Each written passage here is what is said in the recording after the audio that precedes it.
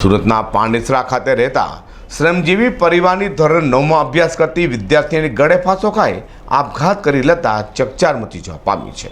પાંડેસરા પોલીસથી મળતી માહિતી મુજબ મૂળ બિહારના વતની અને પાંડેસરાના આવિર્ભાવ સોસાયટી ખાતે રહેતા પરમાત્મા પાંડે ડાઇંગ મિલમાં કામ કરે છે। પરમાત્મા પાંડેના પરિવારમાં પત્ની અને સંતાનમાં 2 પુત્રી અને એક પુત્ર છે। તેની 16 વર્ષીય પુત્રી સુપ્રિયા ઘર નજીક સનફ્લાવર સ્કૂલમાં ધોરણ 9માં અભ્યાસ કરતી હતી। રવિવારે સાંજે 4 વાગ્યાના અરસામાં સુપ્રિયા બાથરૂમમાં ગઈ હતી।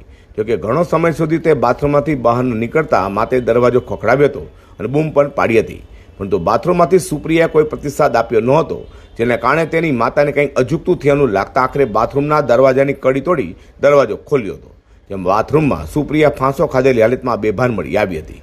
તેથી પરિવાર દ્વારા તેમને તાત્કાલિક સારવાર માટે 108 એમ્બ્યુલન્સમાં નવી સિવિલ હોસ્પિટલ ખસેડાઈ હતી, જ્યાં ફરજ પરના તબીબે તેને મૃત જાહેર કરી હતી। ધોરણ 9ની વિદ્યાર્થીનીએ ફાંસો ખાઈ આપઘાત કર્યાની જાણ થતાં જ પાંડેસરા પોલીસ હોસ્પિટલ દોડી જવા પામી હતી અને તપાસ શરૂ કરી હતી। જોકે સુપ્રિયા કયા કારણસર આપઘાતનું પગલું ભર્યું તે પોલીસ જાણી શકી ન હતી। અઝર કુર્સી સાથે હર્ષદ સેટા।